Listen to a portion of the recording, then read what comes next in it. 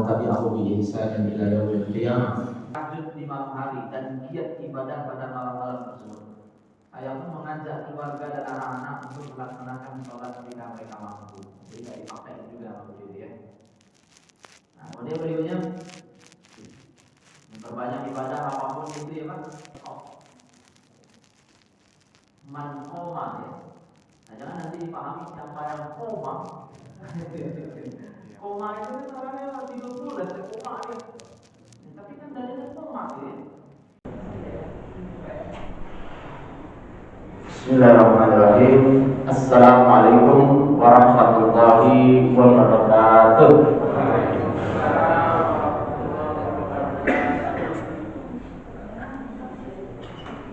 Alhamdulillahilladzi arsala rasulahu bil huda wa dinil haqq liyuzhirahu 'ala ad-dini kullihi wa kafa billahi shahida. Asyhadu an la ilaha illallah wa la syarika lahu wa asyhadu anna Muhammadan 'abduhu wa rasuluh al-mab'uts rahmatan lil 'alamin. Allahumma shalli wa sallim wa barik ala Muhammadin wa ala alihi wa ashabihi wa man tabi'ahu bi ihsan ila yaumil qiyamah. Puji dan syukur kita persembahkan kepada Allah Subhanahu wa Ta'ala yang telah memberi kita berbagai macam nikmat. Semoga kita istiqomah bersyukur, berzikir dan beribadah dengan baik kepadanya. La haula wa la quwwata illa billah. Salawat dan salam kita kirimkan bagi junjungan alam Nabi besar Muhammad sallallahu alaihi wasallam. Bapak Ibu yang dimuliakan Allah, pagi ini insyaallah kita akan membahas tentang Lailatul Qadar. Lailatul Qadar. Lailatul Qadar berasal dari dua kata, Lail dan Qadar. Dalam tafsir Al-Misbah dijelaskan, kata lailah dari segi bahasa berarti hitam pekat. Hitam pekat. Itu sebabnya malam dan rambut yang hitam keduanya dinamai lail. Jadi kalau ada orang bernama Laila atau Laili, nah itu hitam pekat. Tapi yang hitam pekat mungkin rambutnya ya, atau mungkin dia dilahirkan pada malam hari. Jadi biasanya suka ditambahin Nur ya, Nur Laili atau Nur Laila ya. Hitam pekat yang bercahaya ya.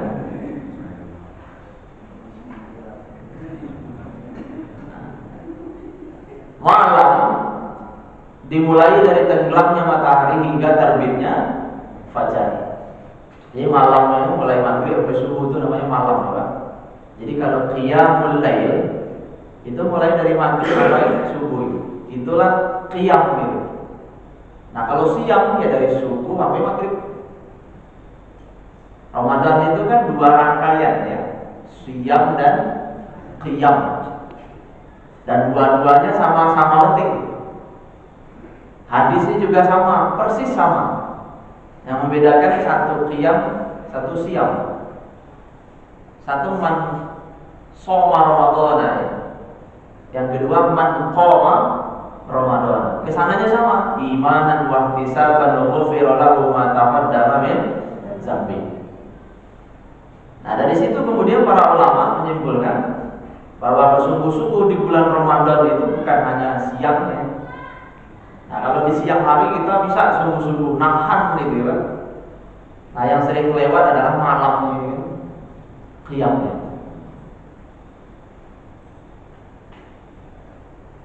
Nah, tapi tidak ada informasi pasti ya.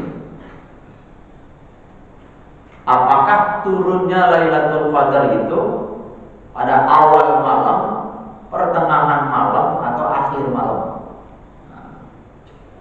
Karena tidak ada informasi pastilah, maka kemudian kita disuruh mencari, Pak, bersungguh-sungguh untuk mendapatkan Lailatul Qadar itu. Nah, tadi ada yang udah ngomong ya, Pak. Pilihannya cuma dua. Kalau nggak Lailatul Qadar, Lailatul Qadar gitu.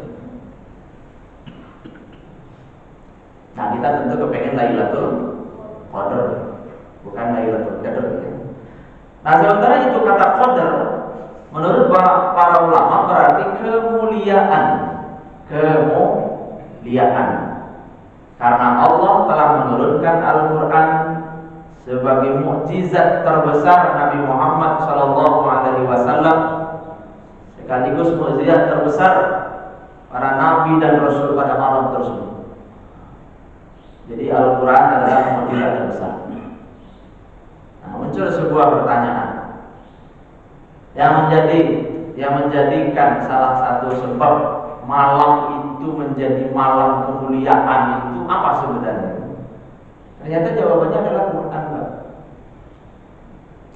Inna anzalnahu fi lailatul qadar. Sesungguhnya kami telah menurunkan Al-Quran itu pada malam kemuliaan. Terus yang menjadikan Ramadan itu mulia apa? Lagi-lagi adalah Quran. Syahrul Ramadan allazi unzila fihil Quran. Bulan Ramadan adalah waktu diturunkannya Al-Quran. Jadi Ramadan itu tadinya biasa-biasa saja. Biasa-biasa saja. Hanya menjadi salah satu nama bulan dan itu sudah dikenal sebelum Islam datang. Muharram, Safar, Rabiul Awal, Rabiul Akhir, Jumadil Awal, Jumadil Akhir, Rajab, Sya'ban, Ramadan, Syawal, Zulqa'dah. Jadi hanya menjadi nama salah satu bulan saja. Ketika Allah pilih Ramadan itu menjadi waktu diturunkannya Al-Quran, maka Ramadannya langsung berubah ya, menjadi bulan paling mulia. Nah, sama dengan Lailatul Qadar. Lailatul Qadar itu tadinya hanya sebuah nama malam ya, kan ada siang ada malam. Ya malam biasa ya. Tapi ketika Allah pilih malam itu menjadi waktu diturunkannya Al-Quran, maka malam tadi itu menjadi malam paling mulia. Nah, berarti apa yang menjadikannya mulia? Quran. Innahu laqur'anun karim. Jadi Quran itu adalah bacaan yang mulia. Maka semua yang bersentuhan dengan Quran itu jadi mulia. Jibril adalah malaikat yang menjadi perantara diturunkannya Al-Quran itu kepada Nabi Muhammad SAW. Malaikat Jibril ini menjadi malaikat paling mulia, Sayyidul Malaik. Diturunkan di kota Mekah, tempat paling mulia. Pada bulan Ramadan, bulan paling mulia. Pada malam Qadar, waktu paling mulia. Jadi tempatnya menjadi paling mulia, waktunya menjadi paling mulia. Maka siapa saja yang bersentuhan dengan Quran ya, apalagi menjadi sahabat Quran, maka dia akan jadi mulia. Nah, ukurannya apa? Kalau berdasarkan riwayat, Iqra'ul Quran itu ukurannya apa? Iqra'ul Quran, bacalah Al-Quran itu, kata Nabi kita. Fa innahu ya'ti yaumal qiyamati syafi'an li ashabihi. Karena Quran itu nanti akan datang pada hari kiamat sebagai syafi', penolong. Nah, nolong dia. Tapi nolongnya enggak tanggung-tanggung. Kan kalau kita nolong orang kan nolong sih kita, Pak. Tapi kadang kita nolong itu kan tanggung gitu. Bapak nolong saudara, kebutuhannya 50 juta, Bapak tolong 5 juta. Nolong juga namanya. Tapi Bapak bukan syafi'. Tapi kalau syafi' itu tadinya orangnya masuk neraka, jadi ke surga, itu nolong. Serius. Tadinya orangnya nggak punya duit, Bapak tolong sampai dia akan sendiri, ya itu syafi'. Jadi Quran nolongnya nanti nggak tanggung-tanggung, Pak. Serius aja, kira gitu. Tapi syafi'an li ashabi, ashab itu jauh dari sahib gitu. Sahib itu sahabat. Jadi Nabi kepengen kita umatnya ini awalnya baca Quran, lama-lama nanti jadi sahabat Quran. Berarti kesimpulannya apa? Nabi kepengen kita tiap hari berinteraksi dengan Quran. Nah maka rumah yang di dalamnya dibacakan Quran, maka rumah itu akan mulia. Setan nggak mau tinggal di rumah yang di dalamnya dibacakan surah Al-Baqarah. Syaratnya para ulama menyebut bukan hanya surah Al-Baqarah, tapi semua ayat mulia dari Al-Quran itu. Makanya kata Gus Baha itu, bagaimana mungkin ya neraka yang diciptakan Allah untuk menyiksa orang-orang berdosa gitu ya, akan membakar orang yang di dalam dirinya ada Quran gitu kan. Nah maka Bapak Ibu, Ramadan ini ayo semangat gitu ya, membersamai Quran. Paksa diri kita untuk khatam. Gak usah dengerin orang-orang yang protes. Gak penting untuk baca Quran berkali-kali buat apa juga gitu. Yang penting kita udah memahami ayat-ayat yang kita butuhkan dalam hidup ini gitu. Nah itu orang pemalas yang mau. Nabi tiap malam khatam. Karena Jibril nemuin Nabi kan tiap malam. Ngapain Jibril nemuin Nabi ya? Untuk bertadarus bersama Nabi. Ya Nabi baca, Jibril koreksi gitu. Nah, kalau Nabi kita tiap malam seperti itu, masa ada orang yang ngomong ini kita iyain juga ya. Yang penting kita kan dibuatlah argumentasi yang enggak logis, yang enggak berdasarkan dalil syar'i gitu ya. Nah, kembali ke Lailatul Qadar ya, Pak.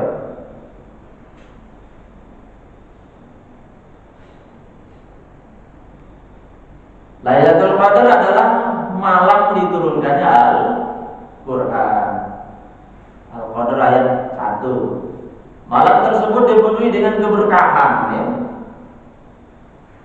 Dipenuhi dengan keberkahan. Inna anzalnahu fi lailatin mubarakah. Barokah itu artinya bertambah.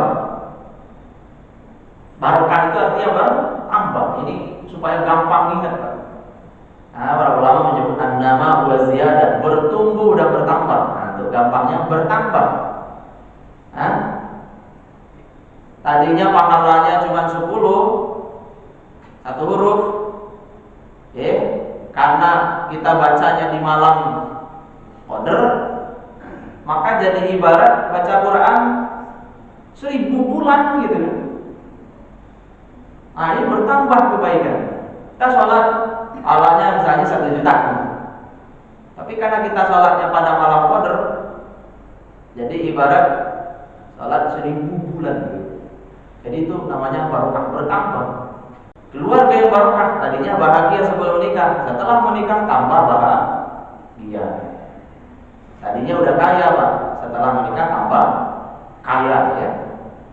Tadinya baik sama orang tua, tiap bulan transfer. Kalau ya nikah barokah, ya. Kalau tadinya transfernya cuma 100.000, setelah nikah transfernya 300.000, itu barokah. Tapi kalau ada orang tadinya rutin transfer ke orang tua 150, setelah nikah nggak pernah lagi transfer, itu nggak barokah. Kayak Nabi doain barokah. Barakallahu laka wa baraka alaika wa jama'a bainakuma fi khair. Semoga Allah memberkahimu ya. Laka pada waktu senang. Wa baraka alaika, dan semoga Allah memberkahimu pada waktu susah. Nah, jangan sampai kemudian senangnya aja. Tadi udah sabar, Pak. Nah, kalau barokah itu setelah menikah tambah sabar. Tadi udah kuat, setelah menikah tambah kuat. Nah gitu mestinya. Jadi bukan hanya yang baik-baik saja, nah, yang kurang baik ya. Tadi ketika sakit dia sabar. Nah yang barokah itu tambah sabar. Itu bertambah. Nah semakin tua, semakin barokah. Berarti kan semakin tambah sabar, semakin tambah bahagia. Jadi senangnya pun susah. Nah sampai nanti dia berjumpa dengan Allah. Karena pada hakikatnya semakin tua itu kita kan semakin dekat sama Allah. Nah maksudnya apa? Semakin dekat dengan mati gitu. Maka orang tua nggak boleh stres sebenarnya. Kalau ada orang tua semakin tua semakin stres, ada problem itu. Harusnya semakin tua semakin bahagia harusnya. Kenapa? Karena semakin dekat masuk surga kan apa yang selama ini diminta. Masa mau mati stres gitu? Berarti nggak serius minta surga. Sama kayak bapak. Tadinya minta dinikahin sama Allah oleh Allah masih bulan ya. Mendekati hari pernikahan, stres nih, sakit tipes nih Pak. Berarti ada problem tuh. Oke bapak, yang sudah mulai menua stres, supaya nggak stres, coba hatamkan Quran itu, insya Allah hilang stres. Coba Ramadan ini target hatam Quran yang belum ya. Mumpung kita masih di awal Ramadan nih Pak ya.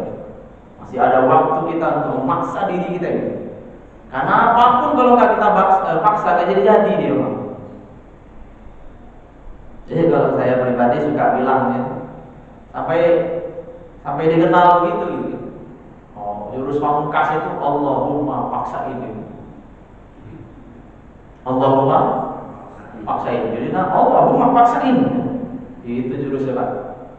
Jadi kalau ada orang minta doa apa, itu aja kasih Allahumma paksain. Allahumma paksain ini kan. Jadi kalau muncul malas ya, Allahumma paksain. So kalau kita paksa, gagal lagi kita. Target khatam ya nggak tercapai lagi. Jadi Allahumma paksain. Jadi Allahumma itu kan artinya ya Allah, ya. Tanpa tolong ya Allah. Paksa ini tuh ya dari kita ini, ya diri kita ini. Jadi setelah kita minta tolong ke Allah, kita juga harus gitu. Allahumma paksain. Nah berikutnya.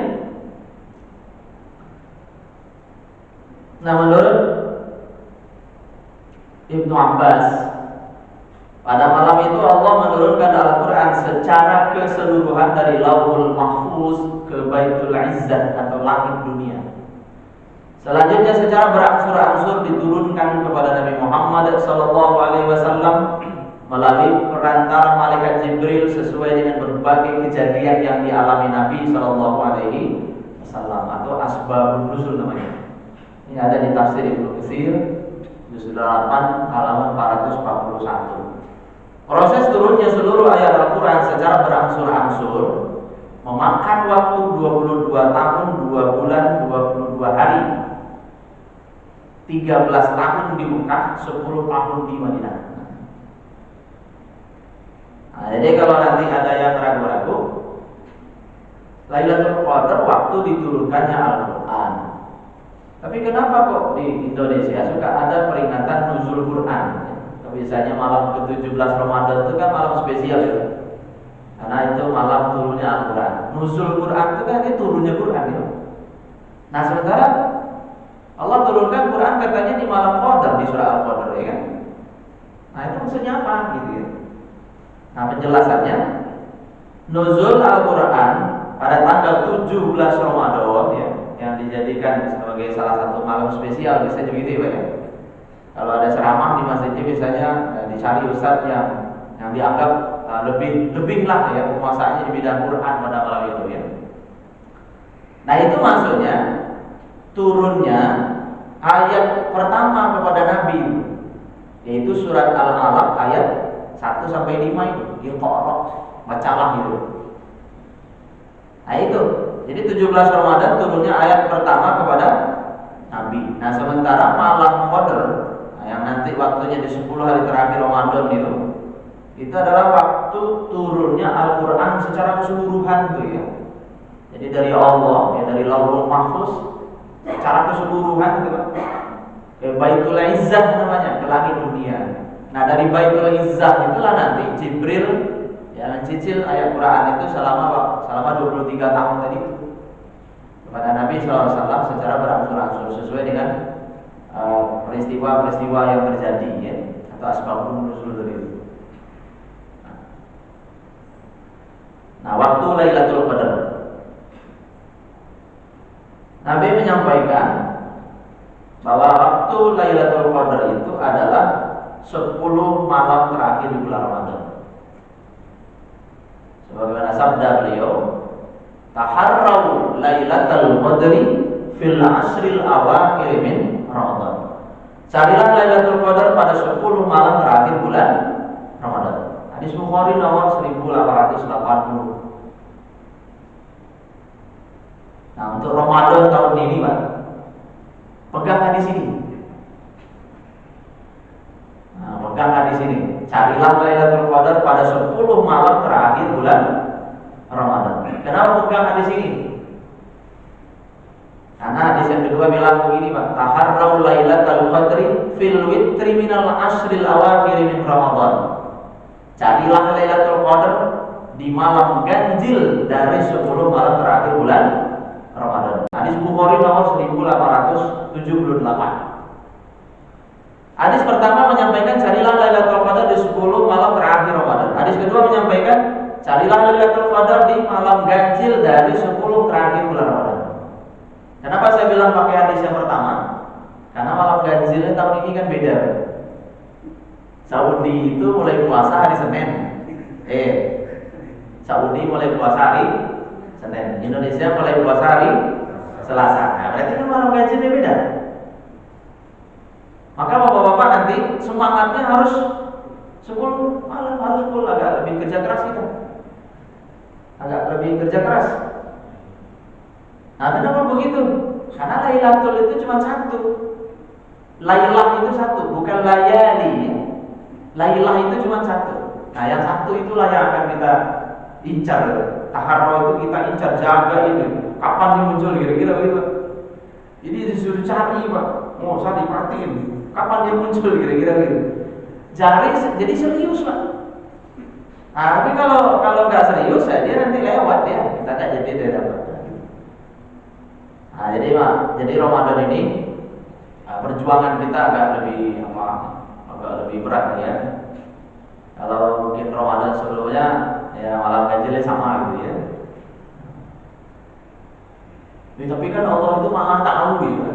Nah, nanti berargumen lagi nih.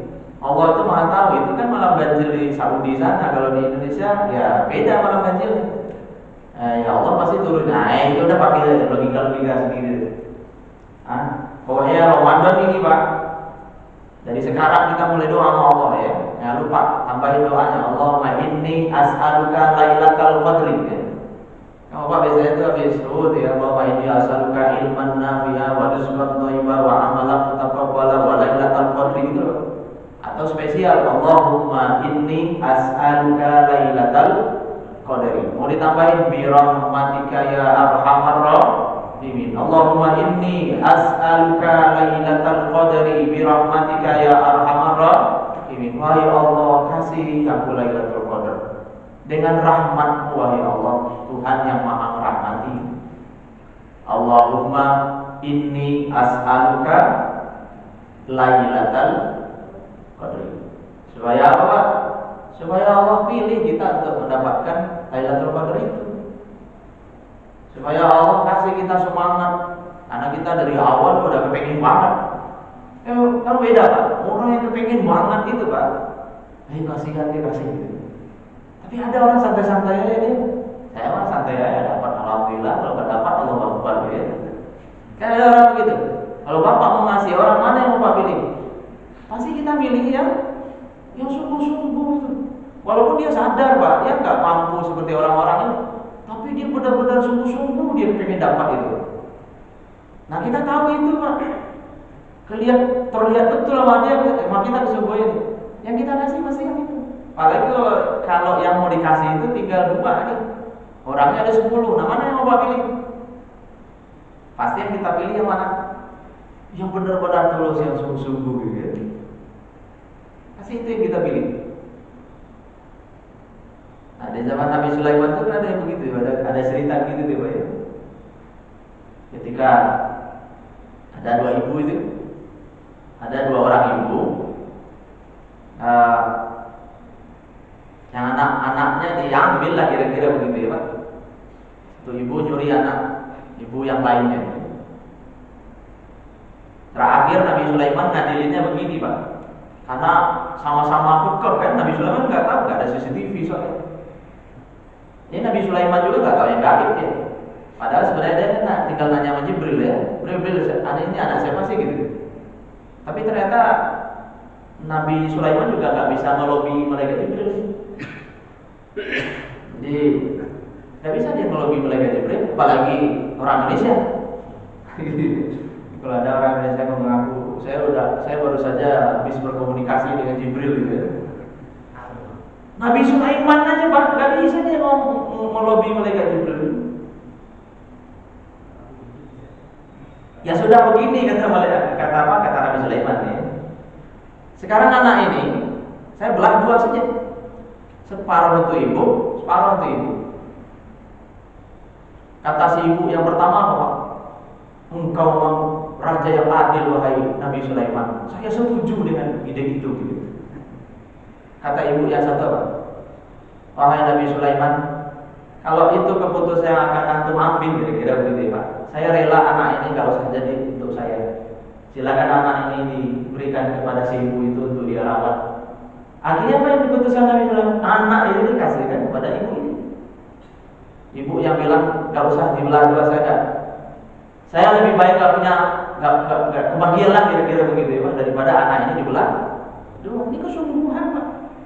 Jadi dia bersungguh-sungguh dia. Sungguh-sungguh dia. Akhirnya justru dia yang dikasih. Orang ini kan. Nah demikian juga dengan Lailatul Qadar ini. Kita sadar kita lemah Pak. Mau ustaz, mau bukan ustaz sama aja. Ya, kelebihannya ustaz, ya dia dikasih amanah, dikasih kemampuan dikit tuh ngomong begini kan. Sama aja Pak. Nah maka ayo kita tunjukkan kesungguhan kita. Allahumma inni as'aluka Lailatul Qadar. Belum dapat rasanya, pakai bahasa Indonesia ya. Wah ya Allah, Ramadan ini aku kepengen sekali dapat Lailatul Qadar gitu. Pengen ya Allah, tunjukin tiap hari kesungguhan kita. Nah, insyaallah nanti akan kasih. Nah, jangan santai-santai aja ya Pak. Oh masih lama, masih 15 hari lagi saya gitu ya. Nah, dari sekarang kita tunjuk kesungguhan. Nah ini ya. Ada lagi riwayat menyebut dari Ibnu Umar, hadis ini dia Muslim Pak. Taharrau Lailatul Qadri fi sab'il awakhir. Carilah Lailatul Qadar di 7 malam terakhir Ramadan. Nah, intinya apa sebenarnya Pak? Ya ambillah bagian di 10 hari terakhir Ramadan itu dengan sebaik-baiknya. Jadi kalau malam 21 lewat, ya jangan juga kemudian berputus asa lalu mengatakan Lailatul Qadar udah lewat, saya nggak mungkin lagi. Jangan begitu. Walaupun tersisa 7 malam, ada lagi hadis yang menyebut begitu kan? Carilah Lailatul Qadar di 7 malam terakhir Ramadan. Hikmahnya kita tetap disuruh sungguh-sungguh. Jangan pernah putus asa gitu ya. Selalu ada harapannya. Nah, Ibnu Hajar Al-Asqalani, pensyarah Sahih Bukhari ya, menyebutkan 40 pendapat ulama tentang masalah ini ya, dengan berbagai macam argumentasi dan pengalaman mereka tentunya ya.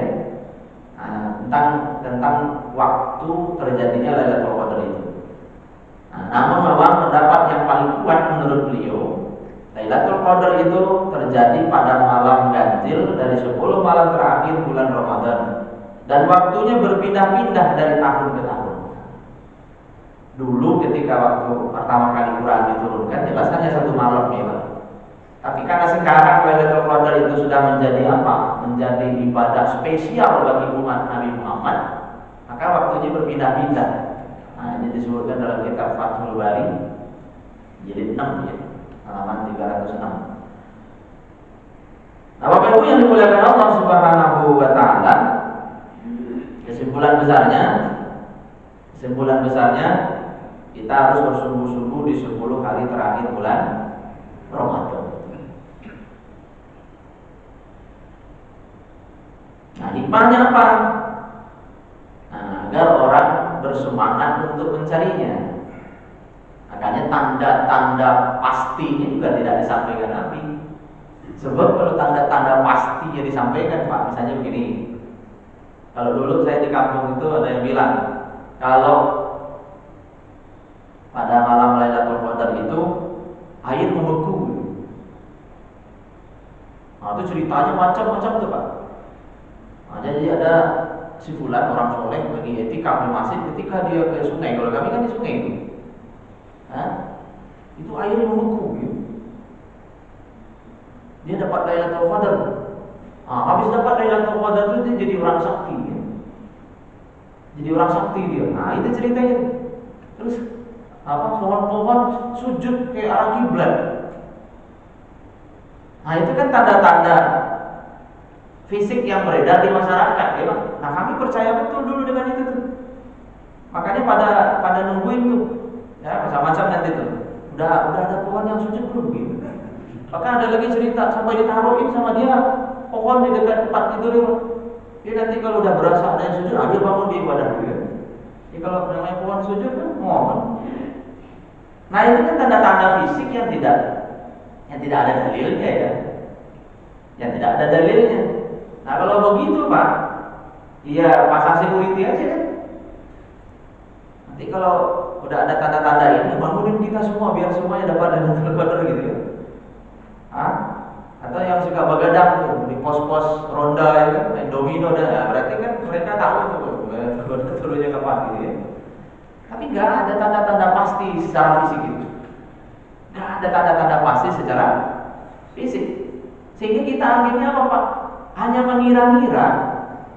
Sehingga semua orang akan merasa dia dapat Lailatul Qadar.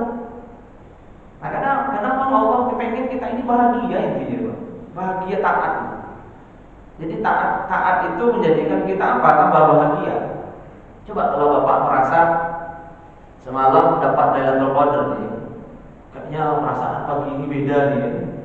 Biasanya ngantuk, sekarang nggak ngantuk misalnya. Misalnya begitu tuh. Terus Bapak cerita ke yang lain, semalam Lailatul Qadar gitu. Saya kayaknya dapat semalam. Kenapa? Saya biasanya tuh kalau habis sholat subuh tuh ngantuknya dasar. Sekarang enggak nih, saya gitu Pak. Tapi nggak bisa kan itu dijadikan dalil. Karena pengalaman orang pasti beda-beda ya Pak. Cuman Nabi menyampaikan dalam beberapa riwayat ciri-ciri fisik, tapi tadi tidak bisa dipastikan. Satu, udara dan angin sekitar terasa tenang ya. Bagaimana sabda Nabi, Lailatul Qadar adalah malam yang penuh kelembutan ya. Cerah, tidak begitu panas juga tidak begitu dingin. Nah, coba nanti diperhatiin Pak. Kalau malam-malam biasa hujan, nah malam itu misalnya cerah nih. Ini tanda-tanda nih. Tanda-tanda nih. Maka malam itu dimaksimalin tuh, diseriusin kira-kira begitu ya. Terus berikutnya pada pagi hari matahari bersinar lemah. Nah kalau patokannya sinar matahari berarti semalam. Udah terlambat nih kita nih. Makanya nanti yang diperhatiin itu Pak cerah. Nah cerah ini aja. Malam ini kayaknya cerah nih. Kayaknya Lailatul Qadar dah. Kita harus lebih semangat nih gitu ya. Mau bulu tangkis ini. Ada yang bilang ada mendung nih. Kalau mendung nih berarti nggak Lailatul Qadar. Tahu-tahunya apa? Besok mendung lagi sampai Idul Fitri mendung terus. Padahal lewat lagi nih kayaknya gitu ya. Makanya daripada kita ngamati langit ya, lebih baik adalah 10 terakhir Ramadan serius aja lah. Itu. Kalau nggak bisa maksimal malamnya, karena Lailah itu kan satu malam ya Pak. Idealnya kan dari maghrib sampai subuh, di kita subuh ya. Paling tidak itu mungkin di sebagian tempat saya lihat begitu, yang mulai qiyamnya itu, mulai bangunnya itu ya jam 12 gitu ya, sampai nanti sahur gitu. Ini Bapak tidur dulu habis salat witir di sini kita tarawih witir, tidur dulu karena saking capeknya kerja belum cuti gitu misalnya gitu ya. Tidur dulu, nanti jam setengah 12 bangun. Bangun Pak. Tapi jangan sampai pulas sampai sahur. Kalau perlu dari sekarang beli tambahan alarm. Kalau perlu pasang 5 alarm. Kalau perlu beli yang gede tadi ya Pak. Jadi kalau gitu Lailatul Qadar gitu ya. Ismail gitu ya Pak. Kalau handphone, kalau alarm yang satu katanya nanti 12 lagi ya. 14 lagi suruh makan kita ya. Jadi gitu Pak, malam cerah. Jadi patokan itu ya. Jadi saling bekerja sama nih. Kayaknya malam ini cerah nih. Bapak telepon ke kampung, di sini masih mendung. Berarti kan nggak ini juga tuh ya. Nggak bisa jadi pegangan. Berarti beda dong Lailatul Qadarnya gitu ya. Dua, malaikat turun dengan membawa ketenangan sehingga manusia merasakan ketenangan dan kelezatan beribadah pada waktu itu yang tidak didapatkan pada hari-hari yang lain. Jadi kelezatan beribadah. Malam-malam biasa saja gitu. Malam ini kayaknya spesial betul gitu. Jadi semangat betul nih mau menyelesaikan khatam Quran. Kadang kalau udah dapat nikmat itu Pak, nggak begitu tuh ya. Saya lihat istri saya tuh, ibu itu lebih dapat, dia dapat nikmatnya baca Quran itu daripada kita bawa-bawa. Dia cerita kemarin lagi, udah mau khatam nih, saya mau menyelesaikan malam ini, begitu semangat. Nah, habis udah khatam lapor, alhamdulillah udah khatam. Ibu itu kalau ada masa-masa menstruasi alamnya Pak, itu semangat juga bisa. Nah kita ini Pak, yang nggak dapat menstruasi itu harus semangat juga. Takutnya nanti kita dikasih menstruasi juga. Apa maksudnya dikasih menstruasi? Halangan permanen Pak. Jadi nggak bisa lagi serius sungguh-sungguh baca Quran, kadang-kadang gangguan mata apa gitu ya. Nah sebelum itu terjadi, ayo kita serius ya Pak Ramadan ini, mumpung masih di awal-awal. Nah terus berikutnya matahari terbit pada pagi hari dalam keadaan jernih, tapi sinarnya tidak menyilaukan mata. Nah ini tanda fisik juga yang mungkin bisa kita mati, tapi udah terlambat juga nih. Orang Lailatul Qadar semalam, kita baru melihat matahari pagi hari ya. Nah, Rasulullah bersabda, subuh hari dari malam Lailatul Qadar matahari terbit tanpa sinar yang menyilaukan, seolah-olah mirip bejana hingga matahari itu naik. Ini kayak kita lihat bulan purnama itu, jadi mata kita gak silau melihatnya pagi-pagi gitu. Nah coba aja nanti Pak, tahu dari sini bisa melihat kan nanti. Nah, jadi kayak kita melihat malam bulan purnama gitu, jadi tidak menyilaukan mata. Nah kemudian berikutnya yang keempat, manusia dapat melihat malam ini dalam mimpinya, sebagaimana terjadi pada sebagian sahabat. Imam Bukhari dan Muslim meriwayatkan dari Ibnu Umar bahwa beberapa orang dari sahabat Rasulullah bermimpi melihat Lailatul Qadar. Menanggapi mimpi itu, Rasulullah bersabda, "Aku melihat mimpi kalian bertemu Lailatul Qadar pada pada 7 malam terakhir Ramadan. Karena itu barang siapa hendak mencarinya, maka hendaklah ia mencari pada 7 malam terakhir." Nah, berarti ini asbabul wurud ya, hadis tadi yang kita bacakan di awal. Carilah Lailatul Qadar di 7 malam terakhir bulan Ramadan. Nah, menurut Dr. Yusuf Al-Qaradawi dalam bukunya Fikih Puasa, semua tanda ini tidak ada kepastian mengenainya karena adanya perbedaan cuaca dan waktu antara satu daerah dengan daerah lainnya. Ia mungkin saja dijumpai di sebuah negara yang sedang dilanda musim hujan, demikian juga ia bisa dijumpai di sebuah daerah yang sedang mengalami musim kemarau. Karena itu sangat tidak mungkin bila tanda-tanda itu sama di seluruh belahan bumi. Nah ini analisa kontemporernya lah. Nah, muncul sebuah pertanyaan, kenapa kok Lailatul Qadar begitu spesial ya? Selain tadi dipilih oleh Allah turunnya Quran, yang kedua itu ada satu kesempatan dalam riwayat disebutkan Nabi Shallallahu Alaihi Wasallam menyampaikan kepada para sahabat tentang kisah beberapa orang dari Bani Israil yang taat tanpa maksiat selama 80 tahun. Nah, ketika kisah itu selesai diceritakan, sahabat terkagum-kagum, lalu mulai merasa minder. Kita gak bakal mungkin bisa menyamai mereka gitu. Karena sahabat ini kan banyak yang masuk Islam setelah menjadi penyembah berhala kan Pak?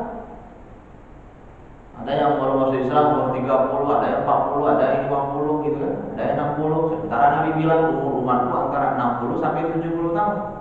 Mustahil bisa menyamai prestasi taat mereka gitu.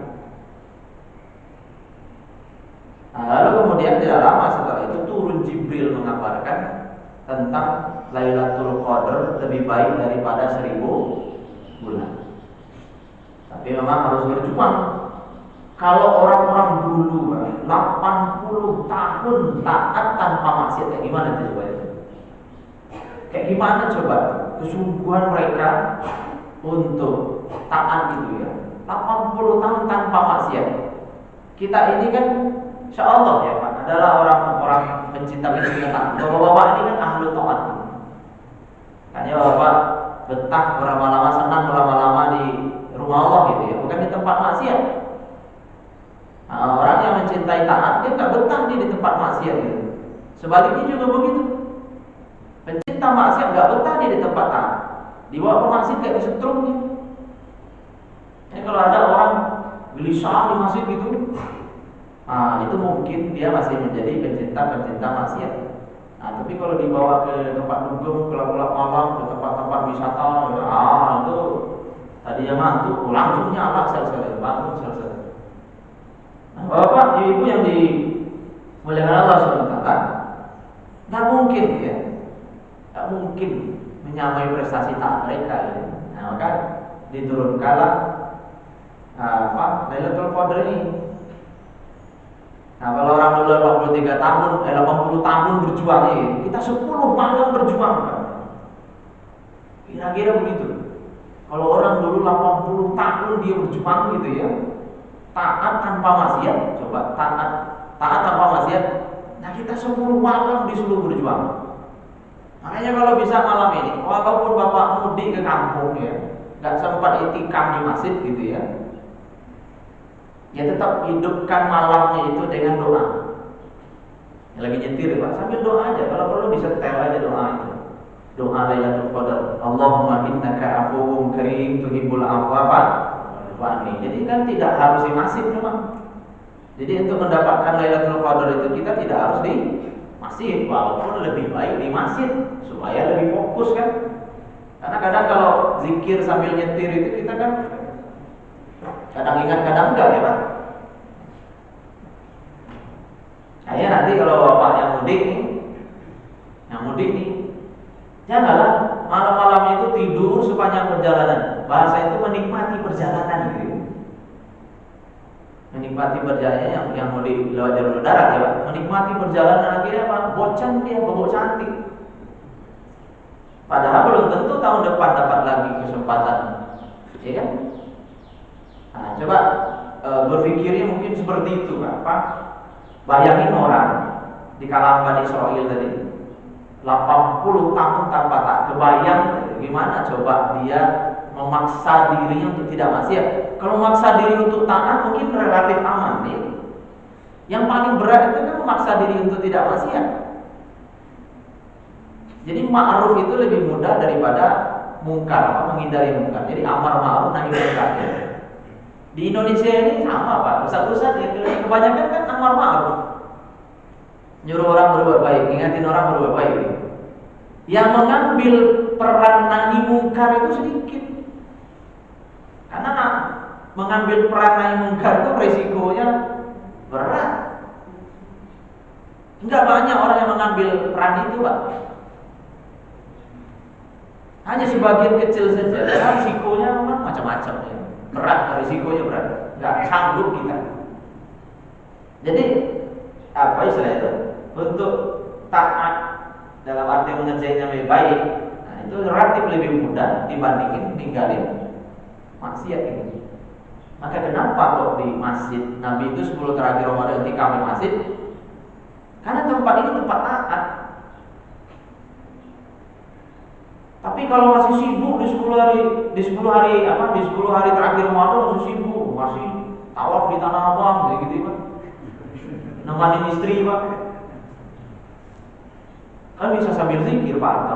Iya bisa sambil zikir. Tapi mata Bapak bisa ini kan? Untung aja nggak ada dalil. Siapa yang melakukan dosa di 10 hari terakhir Ramadan itu sama dengan dosa 1000 bulan gitu. Bisa kok sana. Iya Bapak bisa nahan, tapi kan tetap aja namanya kita ke depan melihat ini. Bapak nih, Ibu, selesaiin belanja baju lebarannya sebelum 10 terakhir Ramadan. Duitnya kan THR belum cair, utang dulu. Daripada nanti gagal lagi kita Pak dapat Lailatul Qadar ini. Insya Allah nggak gagal Pak. Coba kalau tawaf di Tanah Abang dari pagi, dari jam 9 sampai jam 4 udah nyampe rumah. Ada teller Pak. Kalau bisa 10 hari terakhir Ramadan tuh nggak ada lagi yang menjadi beban-beban pikiran kita. Cari baju lebaran dari sekarang aja. Jangan nanti baru nunggu THR. Pinjam dulu kan banyak bapak-bapak di sini yang uangnya lebih banyak. Pinjam dulu Pak. Pinjam. Daftar ke DKM uang siapa yang bisa dipinjam. Kalau perlu DKM pinjamin Pak. Jadi ceritanya DKM mau bapak-bapak yang istiqomah ini dapat Lailatul Qadar semua ya. Nah, kasih broadcast. Nah, siapa yang mau minjam buat beli baju lebaran ya silakan gitu ya. Nah, nanti dibayarnya setelah THR, tapi ada bedanya. Bayar setelah THR cair gitu. Nah, kasih Pak, jangan sampai nggak dikasih. Karena nanti khawatirnya itu tadi kalau nggak dapat di Tanah Abang, pindah lagi ke tempat lain. Pulang udah pas tarawih Pak. Kalau udah pas tarawih pulang Pak. Itu 35 watt itu. Ada 35 watt itu Pak. Itu pakai jurus apa aja tuh nggak mempan itu. Nggak mempan Pak. Kalau udah kecapean nggak mempan. Susah. Nah, kalau bisa serius Pak, lebih serius lah kita ya. Lebih serius ya. Nah, berikutnya bagian terakhir untuk hari ini tips meraih Lailatul Qadar ya. Yang pertama bersungguh-sungguh ya. Tunjukkan kesungguhan kita kayak tadi kita sampaikan itu ya. Nah, tunjukkan. Bapak mungkin bukan tamatan UI, bukan tamatan pesantren ya. Gak apa-apa Pak, gak usah minder. Karena Lailatul Qadar bukan untuk alumni pesantren. Gak ada Pak dalilnya. Lailatul Qadar itu untuk semua yang mau sungguh-sungguh mencarinya. Lailatul Qadar bukan untuk tamatan UIN ya, gitu. Pokoknya untuk semua Pak. Tamatan BINUS juga bisa dapat gitu. Tamatan UI ya, pokoknya semua gitu ya. Yang penting sungguh-sungguh. Nah, kesungguhan harus ditunjukkan sejak malam pertama bulan Ramadan. Karena akhir yang baik sering ditentukan oleh awal yang baik. Kesungguhan harus ditingkatkan terutama di 10 terakhir bulan Ramadan. Rasulullah juga sangat bersungguh-sungguh untuk mendapatkannya. Aisyah menceritakan Rasulullah SAW sangat bersungguh-sungguh pada 10 hari terakhir bulan Ramadan, melebihi kesungguhan beliau di waktu yang lainnya. Hadis dari Imam Muslim.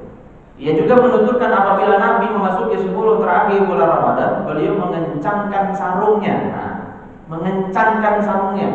Itu di syarahnya disebut untuk menjauhi para istri beliau dari melakukan hubungan suami istri. Jadi ibu ingatkan bapak-bapak tuh. Ini mau malam 10 terakhir Ramadan nih bapak. Gitu ya. Ingatkan supaya apa? Supaya nyontoh Nabi. Jangan sampai nyontoh Nabi, kalau giliran begini nggak nyontoh Nabi ya. Yang lain katanya nggak nyunah. Yang nyontoh Nabi juga begini. Nah, beliau mengencangkan sarungnya tadi Pak, kemudian menghidupkan malam-malamnya ya. Menghidupkan malam-malamnya. Jadi beliau nggak tidur ya Pak. Dan membangunkan keluarganya, ini juga keren. Membangunkan keluarganya. Mama, malam ini kan malam 10 hari terakhir Ramadan. Ayo kita lebih sungguh-sungguh. Apa-apa aja dah dulu gitu. Jangan begitu. Kita ini harus sevisi, sefrekuensi. Jadi kalau kita itikaf, kalau bisa istrinya juga bangun walaupun mungkin gak ke masjid gitu. Tapi syukur-syukur, apalagi hijabnya sekarang kan udah keren begini ya. Bisa ibu di belakang situ. AC juga udah luar biasa nih, Al-Kahfi ya. Bisa Bu, silakan Bu, nanti itikaf di situ ya. Kalau saya mah di kamar aja kan boleh kan, apalagi perempuan boleh kan di rumah boleh. Tapi takutnya kalau di kamar itu nanti iya, godaan bantal itu magnet bantal itu luar biasa. Makanya nanti kalau bapak itikaf jangan bawa guling.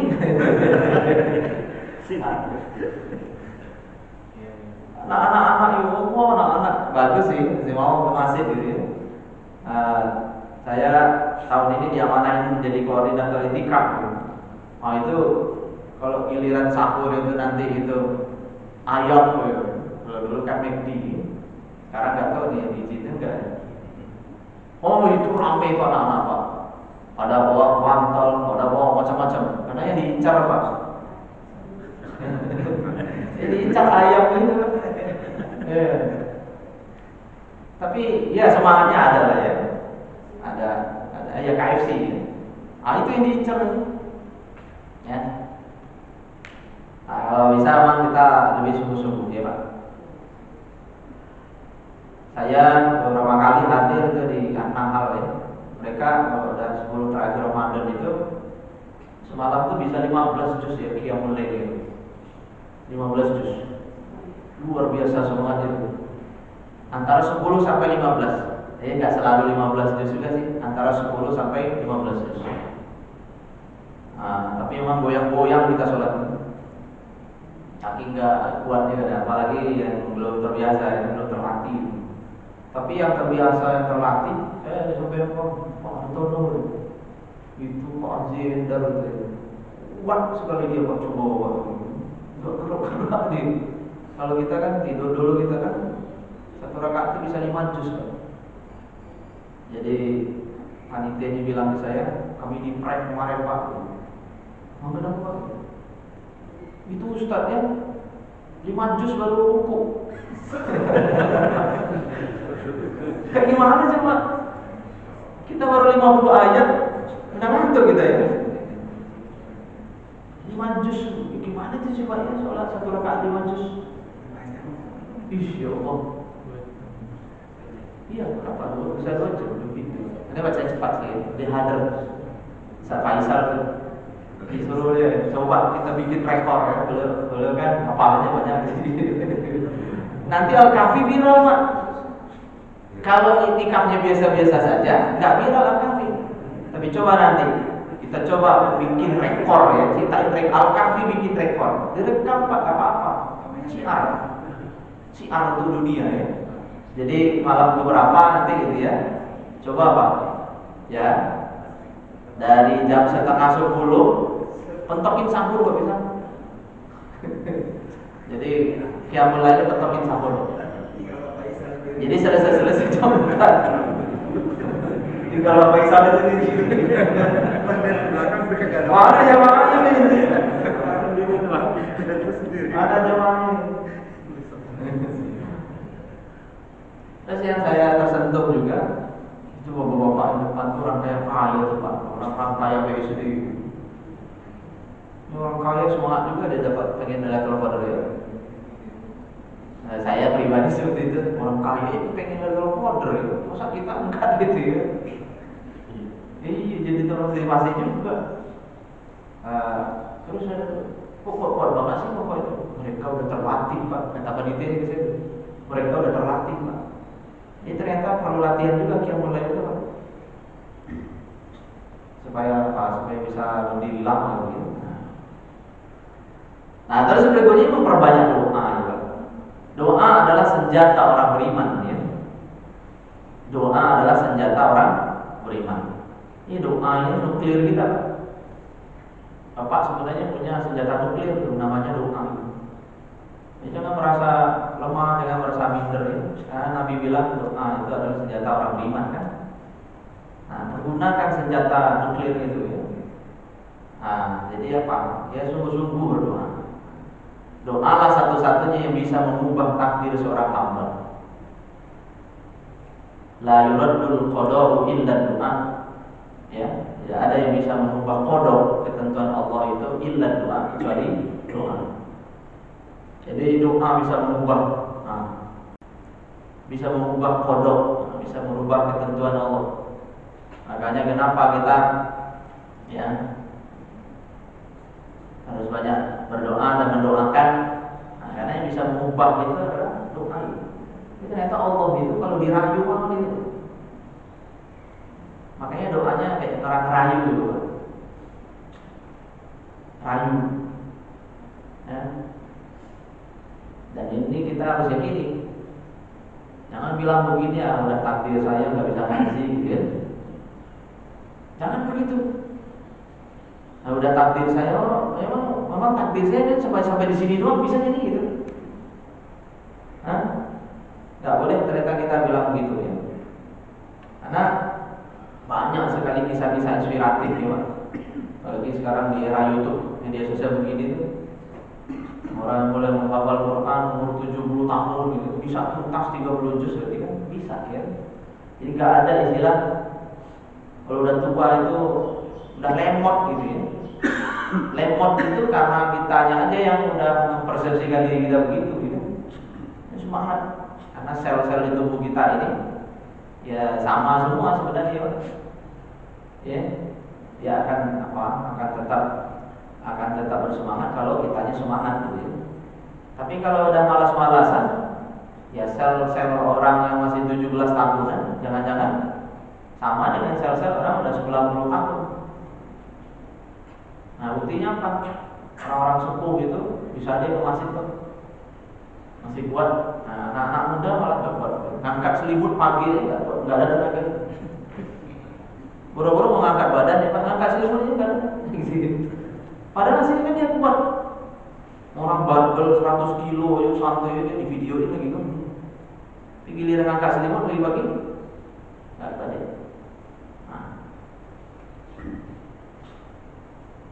Nah, pada malam Lailatul Qadar sebagaimana yang disampaikan oleh Sufyan Ats-Tsauri, aku sangat senang jika memasuki 10 hari terakhir bulan Ramadan untuk bertahajud di malam hari dan giat ibadah pada malam-malam tersebut.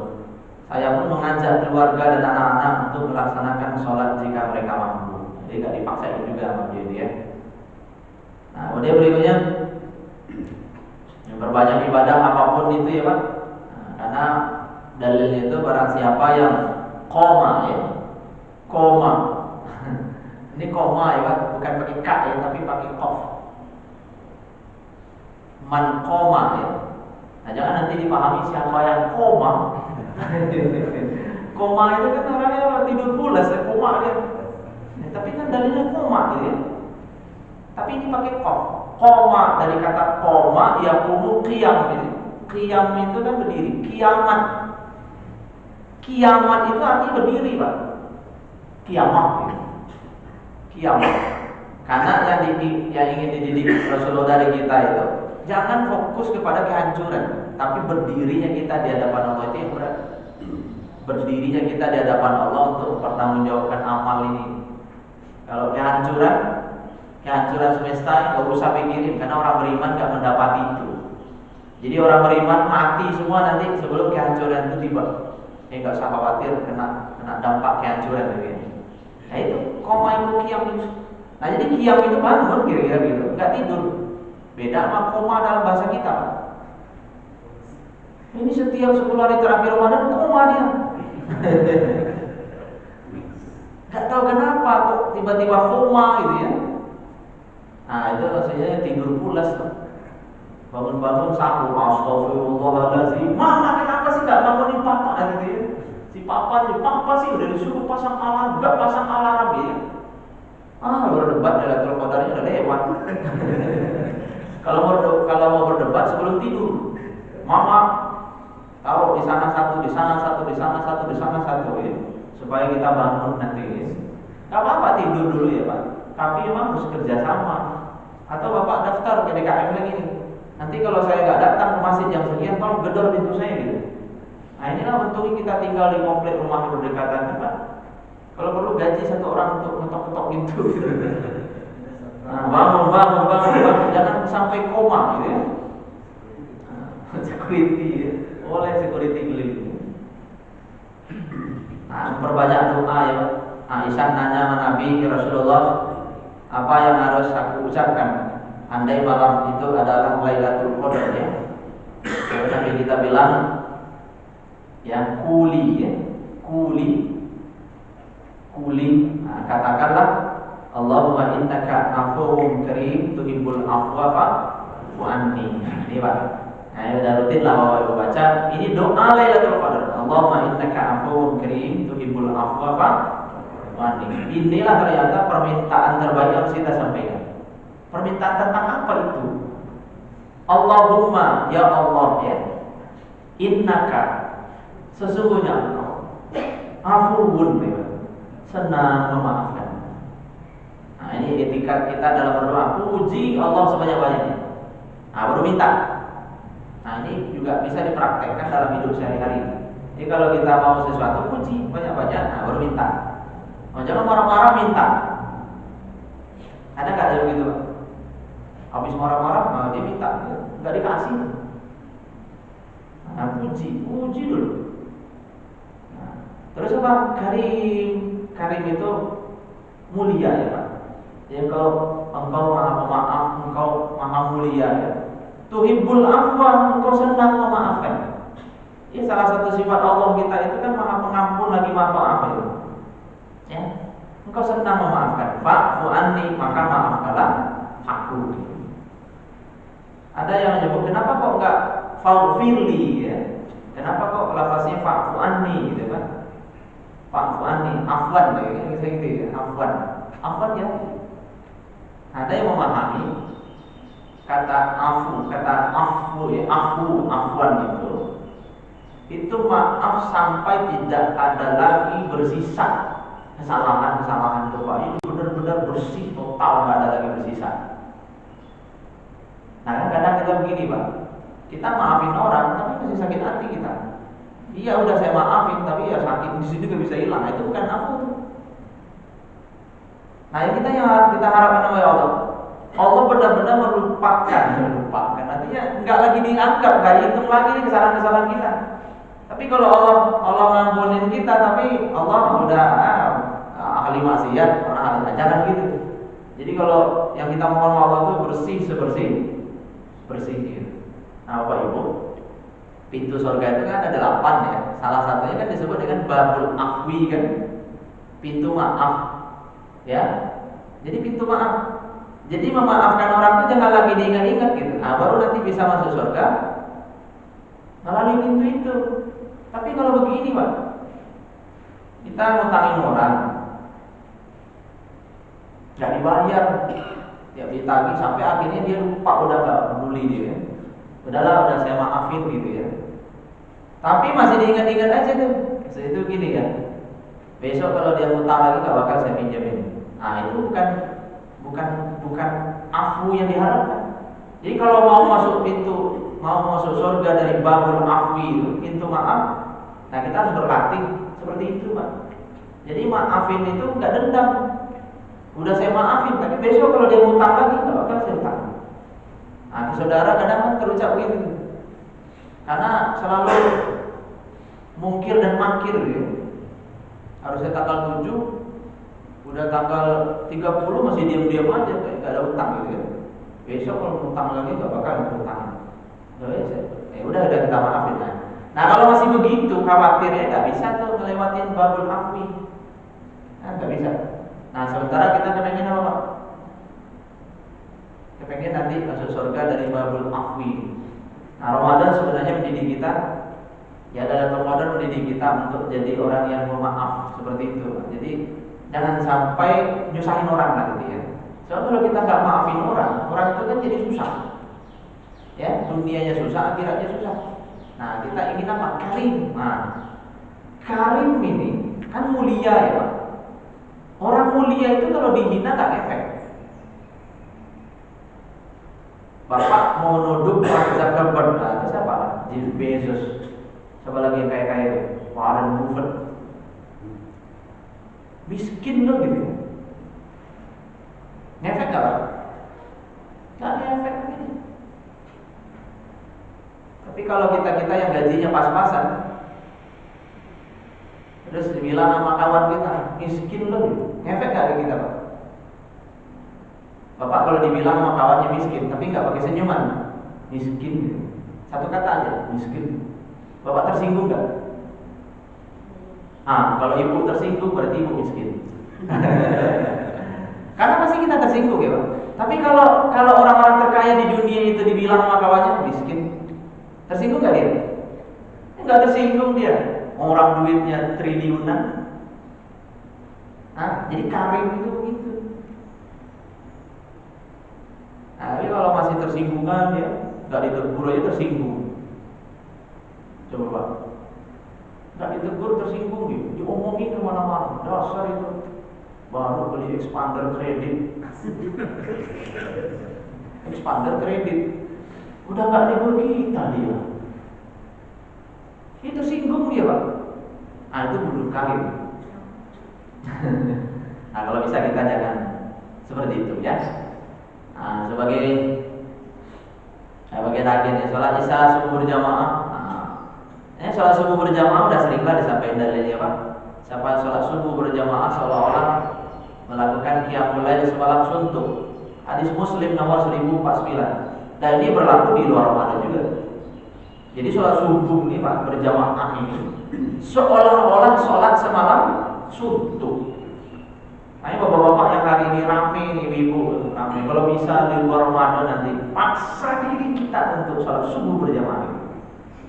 Rumus sama jurus andalan dari Allahumma paksa diri. Habis sholat subuh berjamaah mau tidur lagi tidur. Tapi kan nggak boleh tidur habis sholat subuh Pak. Nanti kita nggak barokah. Kita kan udah dapat barokah ya. Ini kalau bapak-bapak ngantuk banget mau tidur habis sholat subuh kan nggak apa-apa. Kan nggak haram, ada dalil yang mengharapkan, nggak ada. Tapi dalil yang mengingatkan tentang pentingnya sholat subuh itu ada. Ya, nah ini enggak, jadi bukan dalil yang nggak ada.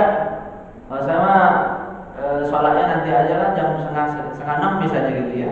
Biar saya nggak tidur habis subuh, kan tidur habis subuh itu rezeki patok ayam, dalilnya patok ayam. Nggak sholat subuh berjamaah. Padahal sholat subuh berjamaah, sholat subuh berjamaah itu pahalanya seperti sholat semalam suntuk. Gak ada kita yang kuat Pak. Makanya dengan 2 rakaat sholat subuh agak ngelawan, capek kantuk dikit gitu kan. Allahumma paksain lagi. Habis itu nanti bapak bocan lagi kalau begitu. Tapi paksa dulu dapat kita kan keutamaan sholat subuh berjamaah seperti sholat sepanjang. Dan ini berlaku umum bagi ibu juga. Nah, itikaf ya Pak, dia berdiri di masjid. Kalau kita nggak sempat seperti Nabi ya, sunnahnya kan 10 hari terakhir nggak keluar gitu.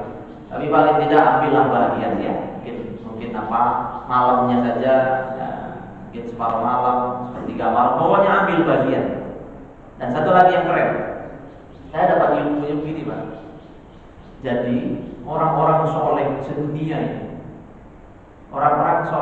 ini, tiap malam itu berkumpul Pak. Orang-orang soleh sedunia ya, tiap malam itu berkumpul.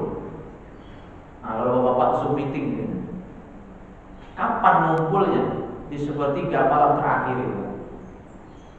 Maka kalau bapak ingin masuk ke dalam komunitas kemuliaan, usahakan bangun di sepertiga malam terakhir itu, walaupun cuma sebentar nongol di situ, tapi bapak udah ngisi absen kira-kira gitu.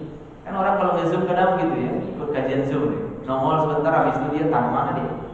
Tapi di absen nanti dia dianggap ada. Apa maksudnya? Jadi orang-orang soleh itu bangun dia di sepertiga malam terakhir, ngapain dia? Istighfar nih. Astagfirullahaladzim. Terus dia memohonkan ampun kepada Allah untuk yang lain kan. Nah kalau kita bangun malam ini, malam di sepertiga malam terakhir, walaupun sejenak, berarti bapak sudah masuk ke dalam majelisnya orang-orang soleh. Jadi walaupun hadir sesaat. Nah, ya usahakan besok di luar Ramadan, walaupun hadir di akhir acara gitu, tapi kan tetap dihitung hadir. Udah mau selesai acaranya Pak, dia nongol. Hadir itu Pak, udah mau azan subuh, tapi dia nongol di situ. Dia istighfar, astagfirullahaladzim, ikut mulia kita. Nah, itu majelisnya orang-orang soleh sedunia itu seperti malam terakhir. Kalau majelisnya orang-orang salah itu, majelisnya orang-orang salah, itu kan siang hari ya Pak, siang hari. Tapi kalau majelisnya orang soleh itu udah seperti malam terakhir. Wallahu a'lam bishawab. Semoga Allah bantu kita untuk istiqomah taat sampai akhir hayat kita ya. Barakallahu li wa lakum fil Qur'anil Karim wa nafa'ani wa iyyakum bil ayati wa dzikril hakim. Assalamualaikum warahmatullahi wabarakatuh. Waalaikumsalam. Subhanakallahumma wa bihamdika asyhadu an la ilaha illa anta astaghfiruka wa atubu ilaik. Makasih dan mohon maaf. Assalamualaikum warahmatullahi wabarakatuh.